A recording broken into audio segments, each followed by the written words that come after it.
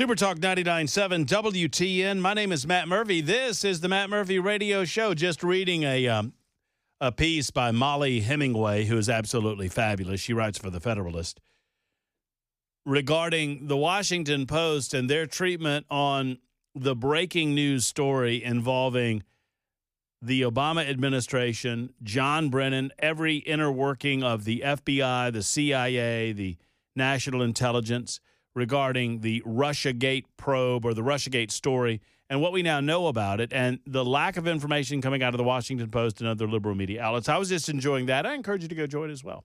It is 8 minutes after the hour on Super Talk 99.7 WTN. We thank you for being out there. Now that you have, by the way, young, I almost called you Mason. I really have not been drinking tonight. I don't know what it is, but I'm losing my mind. Young Jackson. Now that you have access to, I almost called you Mason. I don't think you were listening to me, so I probably should not admit it now. Now that you have access to the super text line, you are the official tally master. Oh, so I win every day. If you start cheating, I'll take this honor away from you. It's looking like you again, buddy. Really? Yeah. This is rare. Yeah, it's rare for me to win at all. You win 2 in a row. I'm going to go ahead and call it. I've got a couple. Weaver's got a couple, but the rest are all you. Thank you, sir. I think that's 2 times that old boy, multi-millionaire Kentucky Bluegrass boy, has won me a Nincompoop in the News award. So thank you, Mr. Farthing. May you get tased again at some time down the road so I can relate the story to the thousands of listeners of this radio audience and have another victory under my belt. 3 in a row is the toughest. And I don't.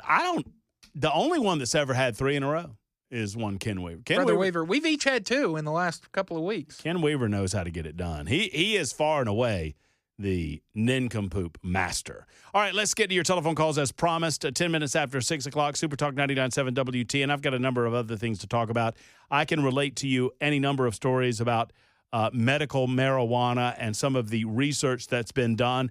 I would hope that John Rose will do the necessary research himself and realize that there have been plenty of studies about medical marijuana and its efficacy. I understand your concerns if you're not a fan of recreational, but I do not understand your concerns regarding medical marijuana. Well, I'll say this, except in as much as it's been used to create a dynamic by which people use it for recreational purposes, right?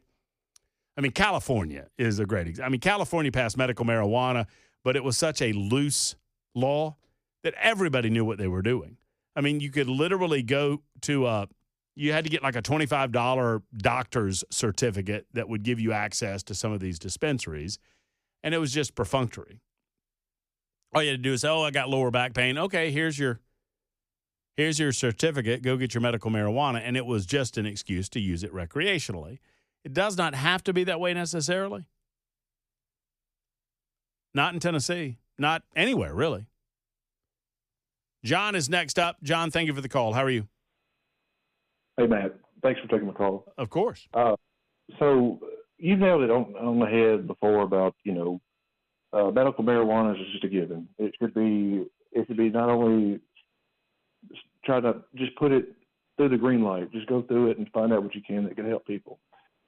But for the recreational part, I mean, you could take this and just compare it to alcohol, like you said before. I mean, anybody that has their hands up in the air and wants to preach about it and it's a sin and all this stuff, I mean, those same people drink, and if one has to go, the other does too, in my opinion. It's like they're the same thing, and that's all pretty much I had to say. Well, John, I'm glad you held to say that. It's well spoken. Here's the deal, too. I mean, I understand why people believe that it's a net drain on society. There's plenty of things that we allow in our society because we believe in freedom.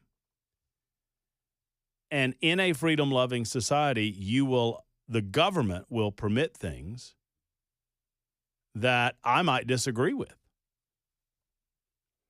And I understand the dangers of drinking large amounts of alcohol. I also understand personal responsibility. Alcohol can be used in a way that does not endanger the lives of other people. It can also be abused in such a way where it kills people, not just the people that are abusing the alcohol, but others who might die at their hands based on alcohol-related violence or traffic accidents, drunk driving, and the like. Does that mean that we should make it illegal? Now, that's one question. Secondarily, and as importantly, in my opinion, does making it illegal make it inaccessible? And of course it doesn't. It did not during Prohibition. As a matter of fact, the only thing that came out of Prohibition was an extreme growth in organized crime. Prohibition made the mafia in America. Made the mafia. Made them a tremendous amount of money. You know who didn't want Prohibition to end? The mafia. We would call them drug lords now, but they were alcohol lords back in the day. They didn't want Prohibition to end because they had a racket at a black market. And I'm certain that some on the black market with regard to marijuana sales would feel the same way because they get to charge what they want. I am not here to say that I would want a dispensary on every corner. I understand the negatives that come with that in our society, but I would suggest to you that it's here. It's already here. Making it illegal does not prevent it from being accessible. Susie is next up. Susie held for a long, long time, and I appreciate your patience. Susie, how are you? I'm fine. Thank you for taking my call. Of course. I tried to call in earlier. I heard that lady talking about her student loan, and she was crying. I used to collect on student loans, and people don't realize the financial situation they get into when they go in default of a student loan. There's credit score damage. You can your wages can be garnished. Loss of tax refunds and federal benefits, loss of loan benefits and eligibility for loan. And when you go in default and your loan is sent to the collection agency, they can attach 25% penalty charges and interest that the collection agency charges. So when you borrow that money, if you do not repay it back within that time and you go in default, then yes, you're going to owe way more than you did, when you got the loan. And a lot of these kids, they'll get a loan for college and they won't use it for college. They'll go on a shopping spree or they'll put a down payment on a car. And, they don't use that money. And I think the sad thing is some of these grandparents, if they sign for their grandkids or the parents sign for their grandkids, if that loan is not repaid, then that goes back on the parents and that goes back on the grandparents. They can actually come in and garnish the older people's Social Security check. And then if you call in and you try to pay, you have to do a consolidation or you have to rehabilitate your loan, which rehabilitation is better than consolidation. So it was a sad job for me because of that. How long did you do it, Susie? It was about 3-4 years. And I worked in different departments. I worked in collections, which I didn't like. I worked in consolidation. But I think the department that I really enjoyed working in was rehabilitation, because I was able to get them into a program for 6 months. After the 6 months, what happens is a new lender will come in and take their loan over, and then they can renegotiate their payments. But if you default on a student loan, it's going to cause you a lot of grief. And here in Tennessee, a lot of people don't realize if you default on the student loan and you don't pay it back, they can come in and take your license. If you're a doctor, a nurse, or whatever license you have, that license can be taken away from you. So there's a lot to do with being in default. Well, yeah, I mean, you agree to borrow money, you got to pay it back. Otherwise, you got to pay the piper. And the lady crying, because I owe more than what I, originally had gotten on the student loan. Well, yes, because you went in default. So, it's very important for the parents and the children to understand that when you borrow that money, yes, it's got to be paid back, one way or another. Yeah, I mean, and Susie, thank you so much for holding. Thank you for the call. Jackson,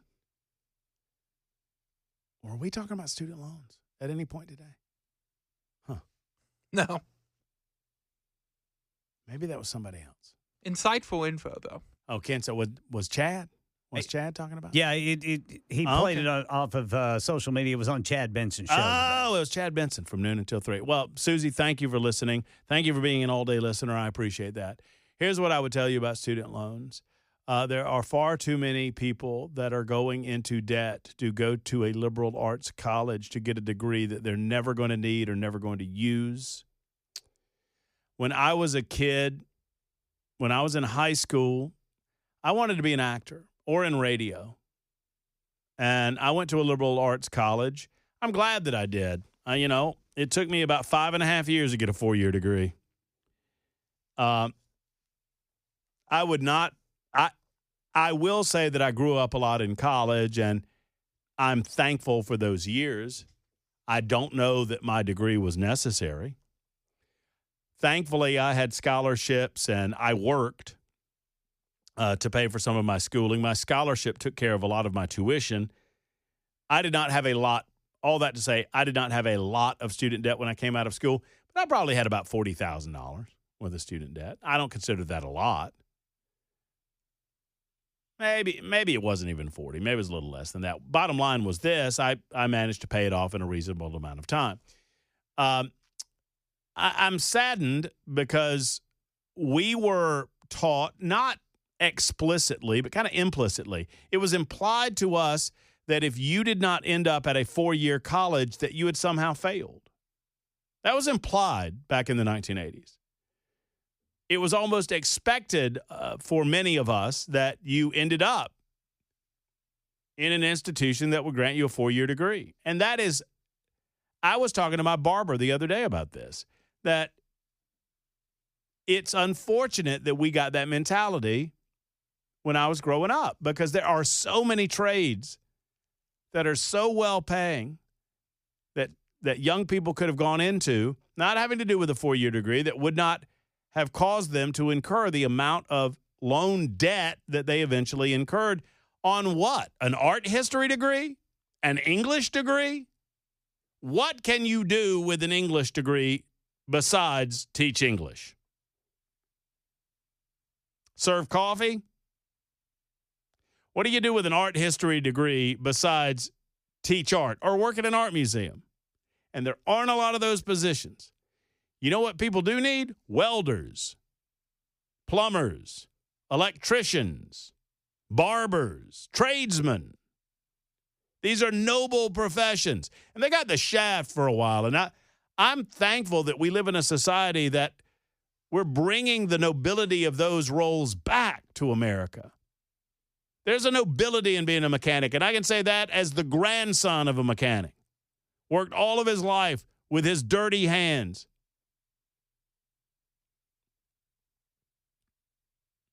So, yeah, I understand the frustration. 615-737-9986. We'll talk student loans or weed or Afton Bain coming up next on Super Talk.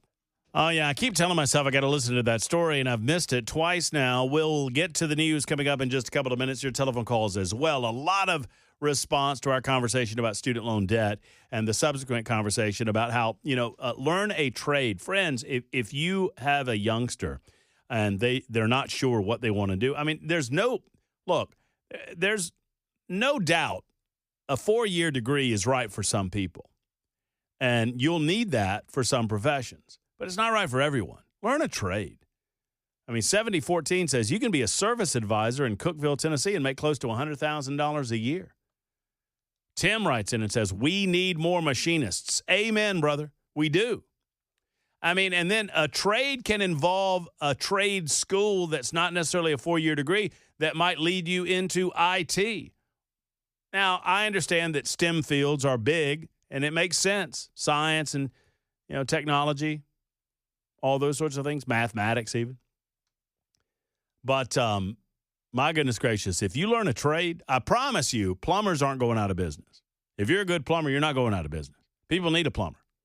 They need to get the toilet unstopped. And if they don't know how, they'll call you. Mark is next on the phone. Hello. Oh, Mark, hold on a second. I had Richard here, and Richard's been holding a long time. Hey, Richard, how are you? Hey, how's it going, man? I'm doing well. I almost jumped you there, Richard, but I got back to it. It's okay. I was going to talk about marijuana issue, but then you broke spades on the student loan issue, so I was wondering if I could jump topics on you. Absolutely. I love that reference, too. Yeah, I broke spades. I like it. All right. Well, so I got an 18-year-old that's he's getting a job. He's doing home delivery with one of the big boxers, FedEx, and he's what he's doing is he's going to save up his money for the next 3 years. And I told him if he could save up $2,500, I'd throw him the other $2,500. So when he turns 21, he can get a CDL. And when he gets a CDL, he puts in a year of experience with any kind of over-the-road or local driving business, and then he can get a job hauling local fuel, making good money. I got a buddy whose son is 26, and he hauls fuel locally here in Tennessee, and he cleared $110,000 last year. Wow. So it's very easy to be making big bucks as long as you start off on the path early, get your experience, keep your driving record clean. You can't smoke marijuana, unfortunately, when you're a truck driver, but as long as you keep your nose clean and everything and you're driven, you don't have to go to school and owe nobody anything. You can make people owe you. That's exactly right, brother. Exactly right. You got That's time all for I got, brother. Well, I appreciate you, Richard. Thank you very much.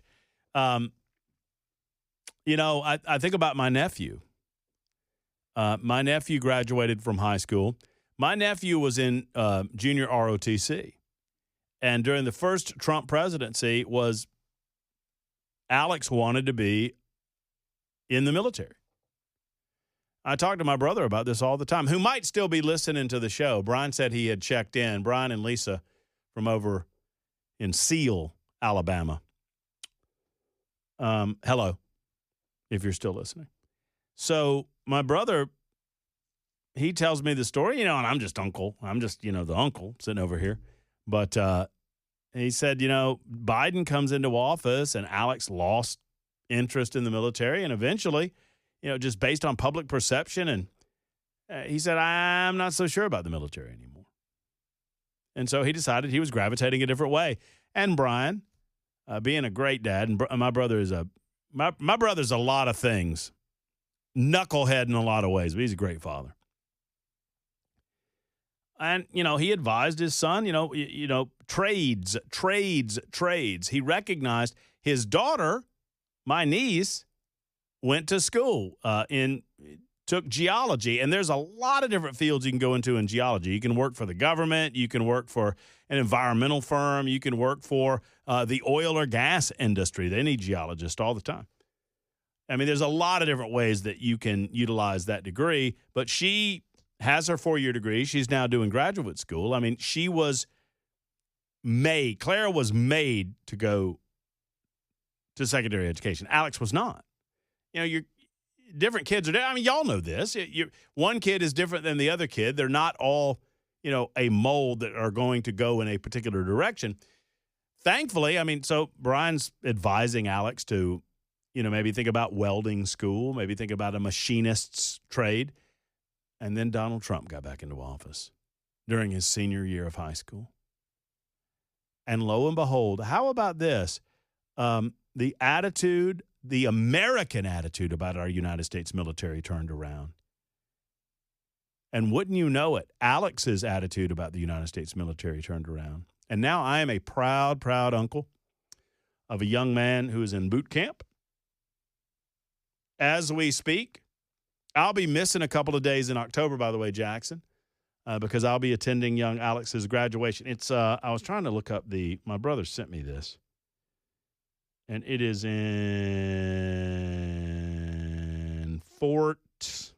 it's in Missouri. I know that.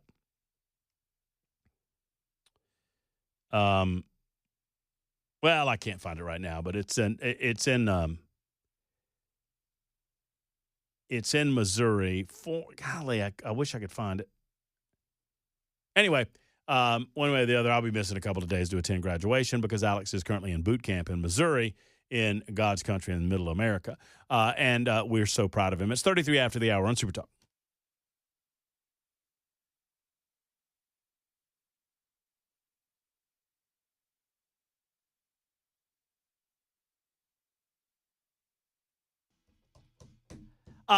Super Talk 99.7 WTN. Matt Murphy until 7 o'clock tonight. Mark Levin at that time. Before you know it, we'll have a Friday edition in front of you. I hear that you're going to abandon me tomorrow. That's what I hear, Jackson. Yes. I hear true. correctly? Yeah. You Not leave here me, tomorrow. You leave me in the capable hands, not Bell. Did you hear? I have not heard. Louie. Young Louie will be producing the show tomorrow from 3 until 7 o'clock on Super Talk 99.7 WTN. I've not had the pleasure of having an on-air. I've met Louie from time to time. I think he has done some work with Dan Mandis in the morning, but he'll be here in your absence. I wonder if Louie is aware that he is expected to bring a nincompoop. That's something you need to let him know. I will make sure that he does. One way or the other, I'll be here. Jackson will be working, never you fear. I guess the sports ball calls over there. Yep, I'll be hanging out with 3HO tomorrow. I get that. But we appreciate you being here today, Jackson. That's all I can tell you. Appreciate you, bud. I will have checked out by now tomorrow. Yeah. Like official. Checked out for my investment seminar. Thank you to all of you alerting me. I could not remember it for the life of me. My brother's actually listening to the show over in Alabama, and he wrote me this note too. It's Fort Leonard Wood, and as many of you, I mean, a lot of you. Threw it out there. I said Missouri, and you were like, "Oh no, it's got to be Fort Leonard Wood, where my nephew Alex is taking basic training right now." And he seems to be having a good enough time as one can, and we're very excited about graduation coming in October. I'll be gone. I'm thinking of driving though. I think driving's the way to go. What do you think, Jackson? 7 hours and 15 minutes driving. Versus if I fly into St. Louis and I still got to drive an hour and 45 minutes. I would fly. That means renting a car, though, Jackson. Yeah, you might get to drive something cool. Well, sure, but I own something cool. I got a big truck. Drive a little sports car. I'm just thinking of the money. Yeah, you're probably right. By the time you fly, you get in there, you got to get the rental car, then you got to do all of that thing. I'm thinking, and I've got the pleasure of having the autonomy of being able to take my weapons with me. I like that. I'm telling you, as I get older, I like flying less and less because when I get to where I'm going, I mean, a lot of times where I'm going is dangerous. Have you seen Washington, D.C. lately? Donald Trump's trying to take it over, and rightly so. I don't know about St. Louis. Never been to St. Louis. You've never been to St. Louis? Why you got to say it that way? I don't know. It just seems like the area we live in, it's a pretty easy city to get to. Well, I've only been here for about 4 years, Jackson. I got a lot of places to go. Alabama's not that far away either. That is true. You ever been to Alabama? I have, unfortunately. You said that right. Not as bad as Georgia, though. What? Where you been in Georgia? Don't say Atlanta. You say Atlanta, I'll say Atlanta's not really Georgia. I've been to Atlanta. That's not really Georgia. I think I've been to Savannah. Savannah's a beautiful town. Beautiful town. Touristy. Tourist. Where do we live, Jackson? Yeah, Touristy. if I want touristy, I can go down the Stay street. here, right? No, I hear you there. Pull up my Afton Bain segment so we can get to that. But thank you to all of you alerting me. Fort Leonard Wood, including my brother, who finally got his late birthday present. You know what I got my brother for his birthday? No. You remember those snazzy shoes that I called my OxyContin shoes? Oh, your Hey Dudes? Yeah, my Pabst Blue Ribbon Hey Dudes. Yeah. Got my brother a set of those. Ooh. Sent them off. Oh, yeah. He digs them. It took me a while because his size is not exactly something that is frequently. He's got big old feet. What size shoe? 13 or 14, I think. 14, yeah, I wear maybe? a 14 and a half. Yeah, see, that's big old feet. You know what they say about big feet? Big socks. Big socks, big shoes. Danny is next up, wants to talk about opioids. Hey, Danny, how are you? I'm doing fine. I've been listening to y'all station religiously every day. Glad you are, Danny. Thank you. I don't miss it. Thank you, sir. I appreciate that. But you talk about the opioid. I've got a condition called neuropathy. I've had it for about 6 years, and I take very high quantity of pain pills, oxycodone, morphine, gabapentin, and now they're getting to where they don't do any good at all. Hardly, I'm in such, my feet's busted open, my legs done turned black. They sort of insinuated that we have to do some amputation pretty soon. I've tried to talk to my doctor to see if he couldn't get me on this medical marijuana, and he said, no, he can't. So, I'm stuck with this medication that's really destroying my life, whereas having to take all this morphine and all that stuff, it's really taking me down, and I don't know what to do anymore. The pain is incredible, and I get to where I can't stand up. I can't walk. I stagger and I fall over. Oh, no. I'm so sorry. And I can't feel anything. My feet are numb and my hands are numb, and everything is just numb, Yes, I just hate it. It's not a life to live anymore. I fell about 9 years ago and severed up my neck on my nerves on my back that runs down my whole nerve system. Is there anything that gives you relief, Mr. Danny? That's all I can do. That's all he gives me is those oxycodone and morphine, gabapentin. And the oxycodone and stuff has gotten to where I've had so much of it, it does not work anymore. It doesn't relieve the pain.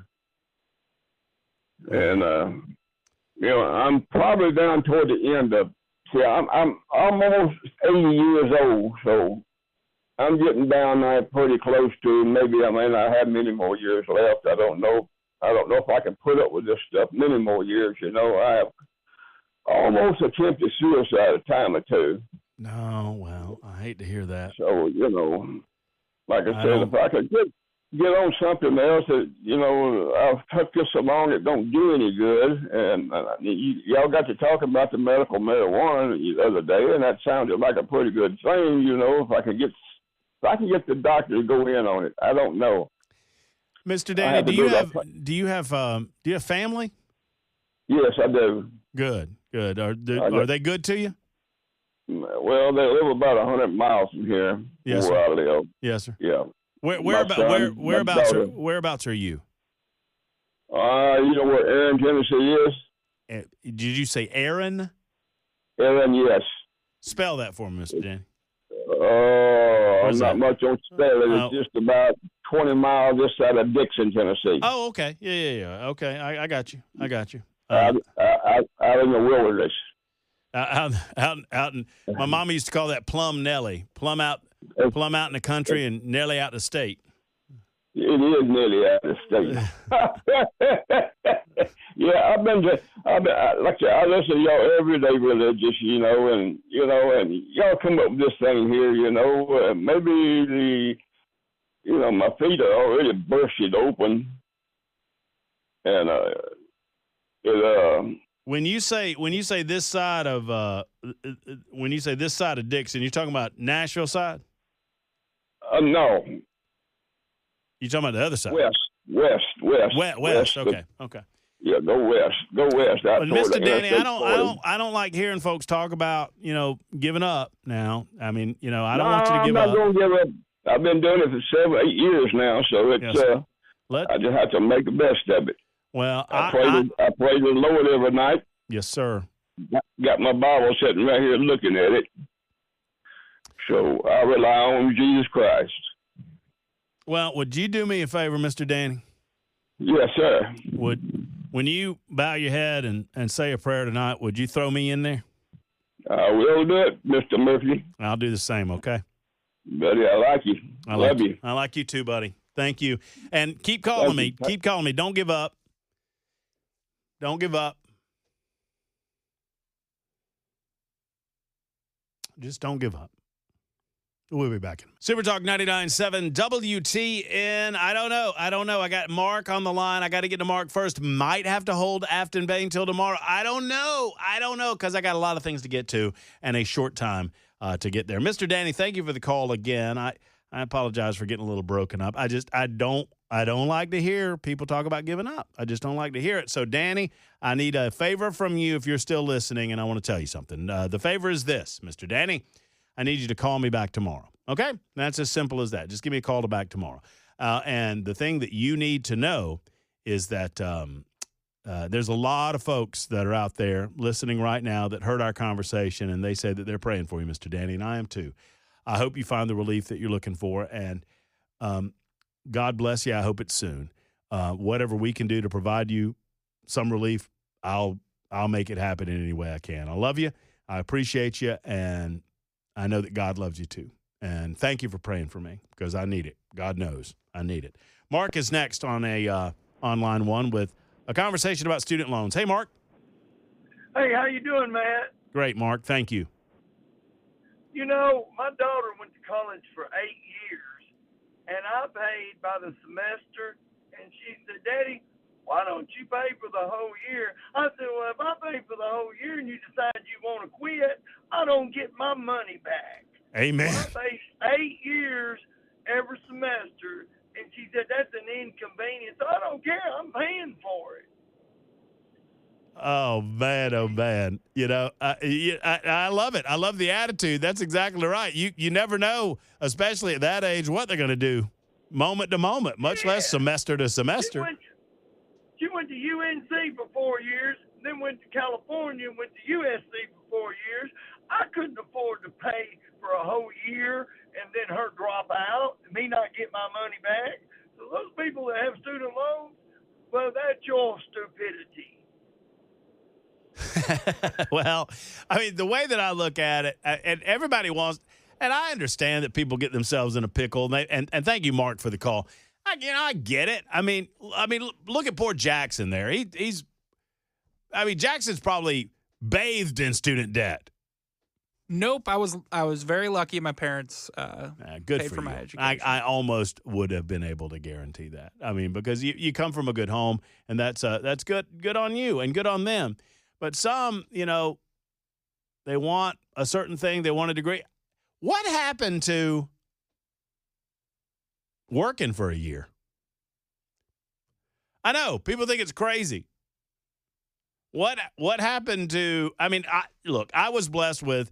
I had a scholarship, and I worked. I had a job every quarter. We were on the quarter system. Every quarter I was at West Georgia, I had a job of some form or fashion, whether it's shop foreman or Waffle House or Subway or whatever. But what happened with, I don't have the money to pay for my school this year. I'm going to have to take a year off. I need to work. I need to save money, and then I'll go back to school. What happened to that? My goodness. My apologies to Afton Bain. We'll have to wait until tomorrow to get to you at 7 o'clock. Until next time, it's a First Amendment Freestyle Friday edition tomorrow on the Matt Murphy Show. I look forward to seeing you bright and early at 3 o'clock. Until then, have a good evening, folks. Hug your loved ones. So long, everybody.